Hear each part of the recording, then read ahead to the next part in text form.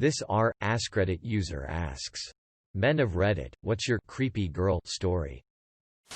Seemingly normal-looking attractive girl. Took her out on a date. We got drunk. Breaks down saying how she used fentanyl with her ex and ended up in hospital. Now she has to use a catheter and bag for the rest of her life as it FD up her urinary system. She was screaming, "I have a drug-induced bladder disorder."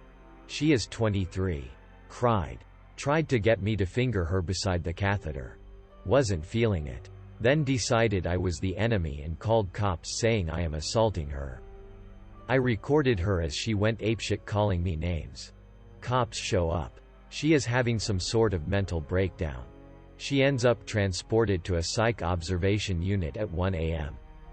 Ended up playing poker. Couple of days later she texts me and asks, "Wanna hang out?" Quote, "Guess what I did? Got married? And that kids. Is how I met your mother. Faked your death. Got a fake passport and now live under the assumed identity in a small fishing village in South America." There was this girl who was a freshman when I was a senior. I had heard of her through friends and I met her once or twice. I guess she developed a crush on me.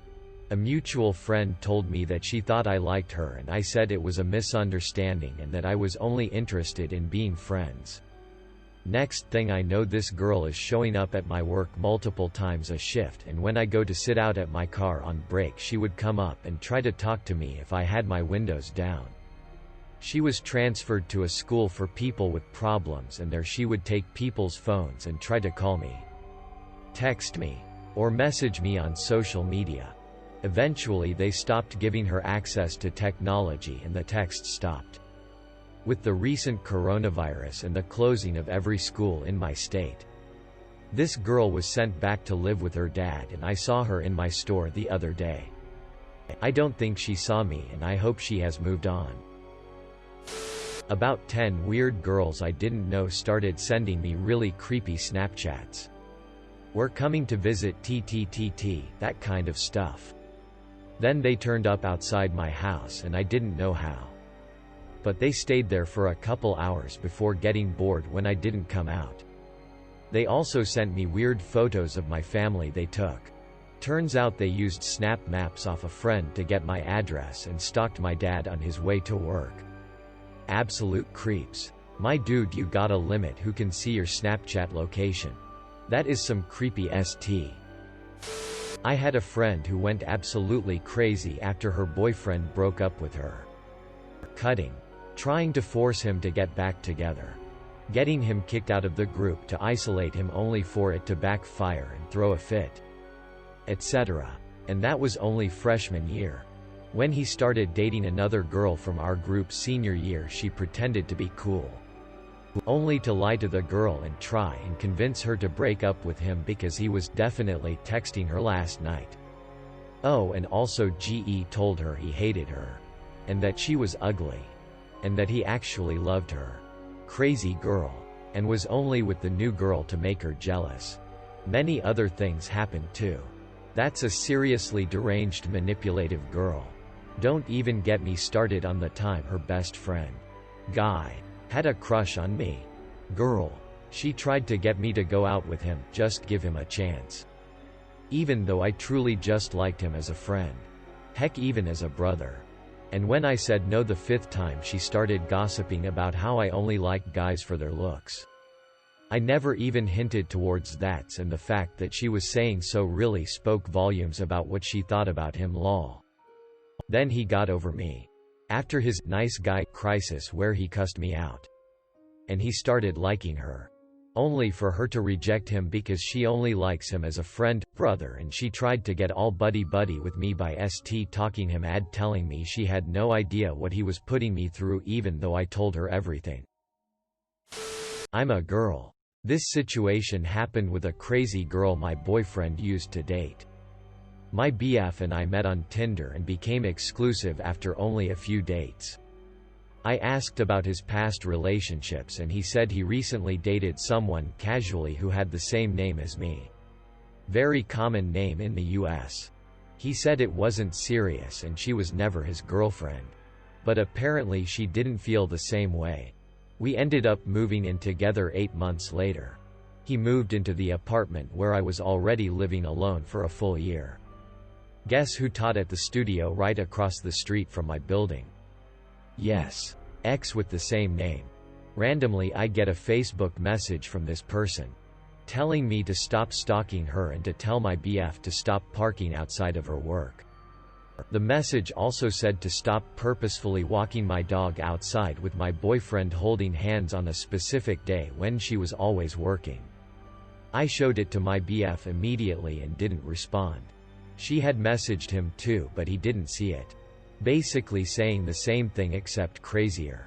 She waiting like 10 minutes for him to respond before messaging me, even though I've never talked to her in my life.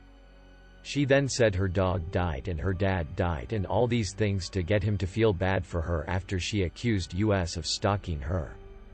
My car ended up with some scratches that looked deliberate on it that I can never confirm was actually her. But both of our cars were always parked outside of our apartment and in view of her work. I still wonder if it was her. We moved buildings shortly after but stayed in the same complex. Was at a bar with a large group of friends when this girl who was not affiliated with our group came up to me and started unbuttoning my shirt. After a few buttons, she just slid her hands around my torso. I backed off and the girls in our friend group blocked her from coming into contact with me again. I was like 13/14 of a year old. Was playing Gaia online, some lame social networking game from like 2002. And met some girl. We hit it off and started chatting over AIM. Definitely did the cringy cybering thing too. Well, eventually she comes clean that she's actually like late 20s. Like 28 or something. Being a 14-year-old dude. That didn't bother me one bit. So then we start video chatting and she's like, fully masturbating on cam with me. Again, 14-year-old me is not seeing an issue with this. Eventually she starts talking about coming to visit so we can actually have sex. Again, not seeing the issue beyond the fact that she really was not very attractive, but even still I didn't think she was serious until she emails me a copy of her flight itinerary. At this point I panicked and blocked her. Deleted my AIM and stayed away from the computer for like 6 months and never heard from her again. I've been there. Looking back I feel a mixture of embarrassment and disgust. I'm embarrassed that I believed what these older women were saying and disgusted with the fact they'd talk like that to someone who was barely even a teenager. I feel for you, Op. Sorry you were taken advantage of by that person. I was into older guys when I was younger and the amount of patronizing comments that actually work on your young mind is amazing. You're so mature for your age. Or, you seem to have an old soul. Etc. When you're young you think it's all true. But it was super manipulative of the older guys and made me look at some early memories in a different light. Whoa. I would have called the cops after the ticket thing. Especially that you had evidence. A random guy at the bar called her friend AST and ran off. I guess I looked enough like him. So I got 3 haymakers to the face. I managed to avoid boxing a female in a public bar. Which was my goal. And things seemed to subside. She later cornered me in the SR. It was a single-person SR. I guess I forgot to lock the door. I was informed that I should leave with her and got back to her place or I would be accused of some pretty heinous ST. The bartender saw her on the prowl and sent the bouncer after. He told her to FK off and not come back. On her way out, things got racial. Big words were flying. I was an N-word lover. There were sand N-words everywhere. All of us were remanded to the countries of our origin. She was waiting on the street when I left and tried to follow me. But I just jogged away and she tripped and started crying. It was tragic, yet also funny. I had a drunk woman pinch my behind at Universal Studios when I was 16. I was in line for Harry Potter Escape from Gringotts. When I turned to look at her, confused, she tried to act coy. I just turned back and tried to ignore her, but she kept looking at me. A few months ago, I was walking home from school when this drunk middle-aged woman grabbed me by the arm, wrapped me in a bear hug against a wall, and started grinding on me. I wasn't interested. I had an exam the next morning, and I was just trying to get home. She wouldn't let me go, and she forced my hands onto her BS and in between her legs. Luckily this was over clothes. She also started punching me for no reason, as well as doing extremely racist Asian stereotypes. I'm Asian. Eventually, I got away, but I've never fully recovered from the experience, and I've basically never been able to talk about it with IRL friends. Doubt I ever will. You were subjected to a serious and frightening sexual assault where someone made you feel powerless. That's an awful thing to happen, and I'm sorry it happened to you. It's hardly surprising you are struggling with it. Would you consider speaking to a counselor? It could help. Best wishes. Sorry to hear that you went through that.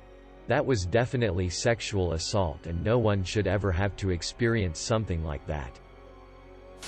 Had a GF once and things were not really going well. So after repeatedly trying to talk to her and not getting my points across and her saying everything should stay as is, I broke up. It was around Easter time, so my family and me were having a nice dinner, etc. As I went to bed I checked my phone.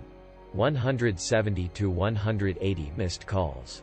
I took screenshots and sent them to a friend of mine so I could get a witness to what had transpired. TL. Doctor had a GF and she called me almost 200 times after breaking up in a matter of hours. My friend and me still laugh about it to this day. I started going to a new doctor. The receptionist was cute, so I flirted a bit. In a waiting room, with other patients around. It was pretty innocent. She reciprocated. I figured it was all in good fun. She escalated a bit. Stuff like scheduling me for days she was there, calling me directly with reminders, etc. Then she went into the records, got my cell number, and started texting me, telling me she wants to meet up. She's not happy with her husband.